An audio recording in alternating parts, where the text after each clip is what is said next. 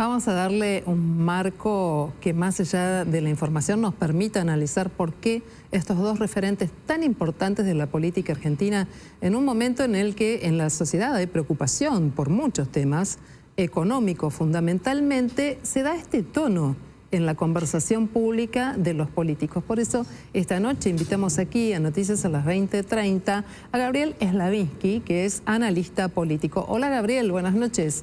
¿Cómo estás? Gracias por estar con nosotros. Buenas noches, ¿cómo están? Bien, muy bien. Bueno, ¿cómo viste este contrapunto desde el punto de vista del análisis y sobre todo del escenario en el cual se pronuncia? Bueno, me da la sensación de que Milei está apalancado de alguna manera en este frustrante pasado, entonces consigue de algún modo confrontar. Yo diría que el contenido es desafiante, el estilo es provocador y el tono confrontativo. Nos ha acostumbrado Milei a esa lógica y me parece que tiene que ver con ese estilo outsider, de confrontar un pasado que nos enfrenta a frustraciones, también un posicionamiento internacional muy firme y basado en una opinión pública que lo aprueba de alguna manera mayoritariamente porque ha cumplido con algunas de las principales cuestiones que ha prometido en campaña, como el orden público y bajar la inflación. Pero me parece que él elige el contrapunto, él avanza a través del conflicto y creo que de esta manera elige quiénes son sus rivales. Bueno, también Cristina elige, ¿no? Porque de alguna manera en un peronismo que no se mueve y que no es liderado, apunta el presidente Javier Milei y sostiene que, aunque torcido y desdibujado en algunos puntos, al menos el kirchnerismo dentro del PJ está ahí. Ella también juega, ¿o no? Sí, me parece que acá la referencialidad y la centralidad es del presidente, y eso no hay mucha duda. Los demás juegan un poco a su alrededor y el presidente elige con quién confrontar. Más allá, porque uno podría decir, bueno, pero Cristina puede mandar su carta, Kicillof confrontar, el expresidente Alberto Fernández antes de su mega doble problema también lo hacía. Entonces el presidente en ese sentido elige cuál es el enemigo perfecto para hacer el contrapunto de ese pasado frustrante y el futuro que él propone en un presente incierto por muchos momentos. Por lo tanto, creo que esto lo hace bien, es una especie de desviación en su posicionamiento, no es que está discutiendo sobre el presente de la Argentina y ese es uno de los contrapuntos más fuertes. Él está de alguna manera basándose en que las recetas del pasado no funcionaron. Ahora, Gabriel, Entonces, vos también hablas de un presente incierto. Me interesa mucho mirar eso. ¿Por qué lo ves incierto? bueno, porque hay cierta incertidumbre con algunas de los aspectos centrales del posicionamiento de Milei, en que se han cumplido algunas promesas, como el orden en las calles, bajar la inflación, hacer las cosas de otro modo al que nos tenían acostumbrados, confrontar a la casta, sobre todo castigar a la política tradicional. Ahora, también por otro lado, déjame decirte que la inflación sigue siendo alta, Claro. no vemos una reacción económica, por supuesto que hay una enorme pobreza que no es absolutamente responsabilidad del actual presidente, pero sí es la responsabilidad de él trabajar sobre ella, el miedo a quedarse sin trabajo, la desocupación. Hay muchos temas preocupantes que generan una expectativa de futuro, por supuesto, pero también una enorme incertidumbre en el presente. Ahora, Gabriel, ¿qué tal? Buenas noches, te saluda Leandro Dario.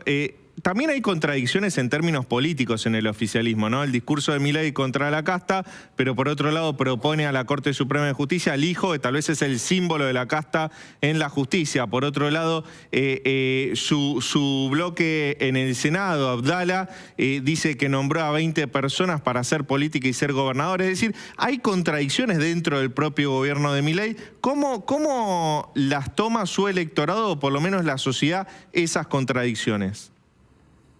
Bueno, me parece que sí, lo describís bien. Hay contradicciones. También es verdad que el presidente y la Libertad Avanza han sabido crecer con esas contradicciones internas sin casi, hoy te diría, sin ningún problema. En algún momento te diría, es una crisis de crecimiento también, pero bueno, hay contradicciones que son demasiado evidentes. Cada caso es separado, ¿no? Gabriel. Yo creo que el caso de Abdala es un sincericidio. una torpeza política, es algo innecesario. Bueno, ya que También las confrontaciones internas Gabriel, dentro de... Ya que estamos hablando del senador Abdala, que además es el presidente provisional del Senado, un cargo con mucho peso, porque dentro de la línea sucesoria presidencial es muy fuerte. ¿Sabes qué nos sorprendió mucho? No solamente que él blanqueara el hecho de que tiene asesores haciendo trabajo político en San Luis porque quiere ser gobernador de esa provincia, sino que además invirtiera su dinero en esto que vamos a ver. Vamos a compartirlo.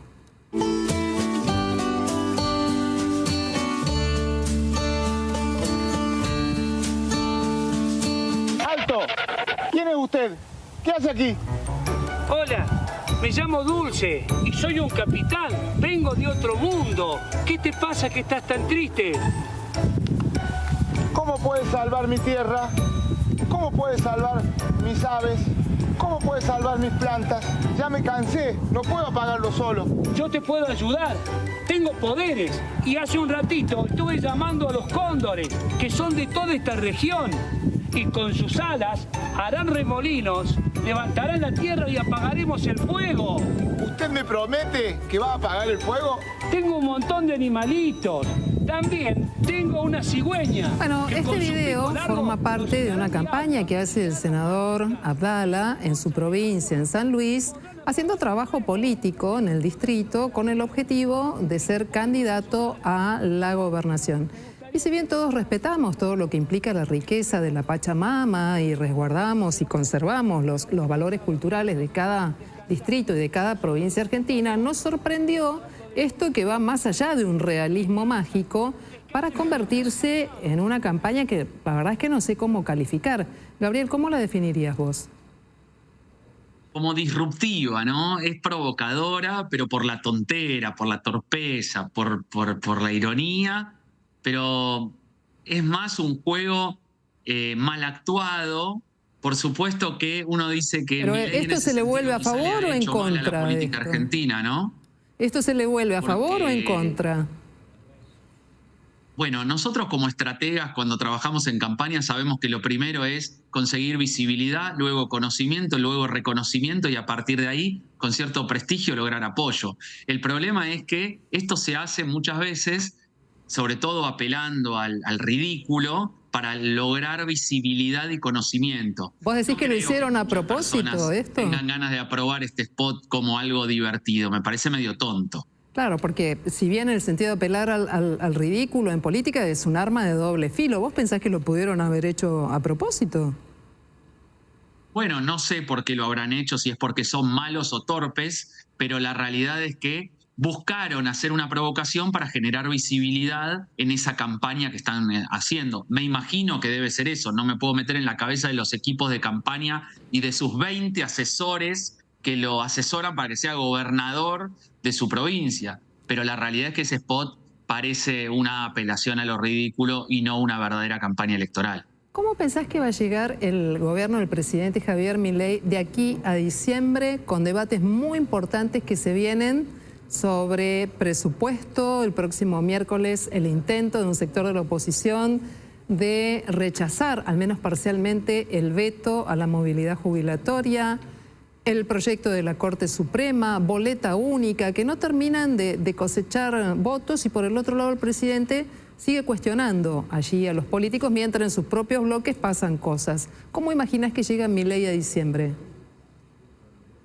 Bueno, tiene un segundo semestre mucho más complejo y yo creo que también con un tono un poco más bajo. El primer semestre de Milei fue de absoluta confrontación y rupturista en cuanto a las negociaciones que se podían dar. Fracasó la ley ómnibus al comienzo, luego pudo aprobar la ley bases y la incorporación de francos daría la sensación de que le va a dar más prioridad y marcha a las negociaciones legislativas. Por eso estamos hablando de diversos proyectos que se van a dar uno a uno, ya advirtiendo muchos de los sectores dialoguistas de que van a ir ley por ley y no hay un apoyo rotundo. Me parece que encontraron la vuelta algunos de esos sectores que apoyan de algún modo en que, bueno, que creemos en el cambio rotundo, pero hay cosas que el gobierno debe negociar y en los detalles, diría, está el diablo, y eso es donde se empieza a dar las complicaciones, sabiendo de que de aquí hasta marzo, te diría, tiene absolutas complicaciones en cuanto al pago de deuda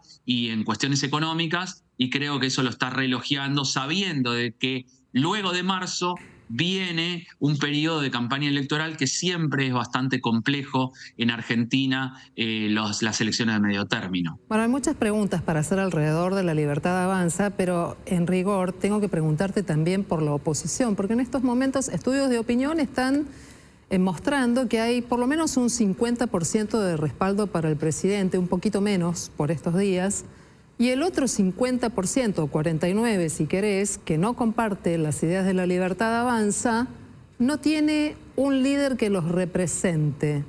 ¿Qué pensás que pasa en la oposición que no encuentra ni en el PJ, ni en el radicalismo? El PRO tiene su discusión interna también. Un liderazgo para captar a aquellos que no están de acuerdo hoy con el oficialismo.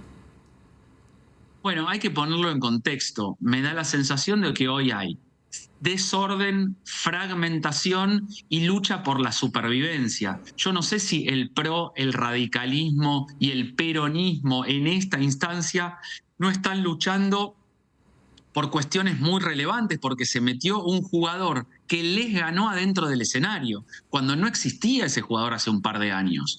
Por lo tanto, no sea cosa que pase como en México, con lo que le pasó al PRI o al PAN, partidos tradicionales que hoy incluso están unidos en una alianza para sobrevivir más que nada, o en Uruguay en la coalición de gobierno, como pasó hace mucho tiempo entre el Partido Blanco y el Colorado.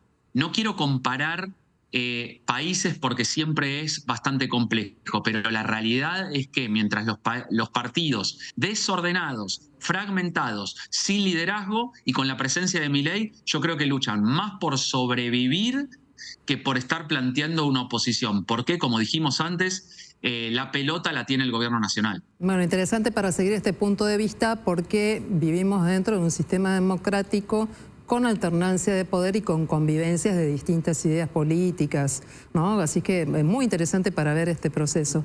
Muy bien, Gabriel Slavinsky, analista político, te agradezco mucho este ida y vuelta aquí en estas noticias a las 20:30. Hasta la próxima. Por favor, a disposición. Saludos. Saludos.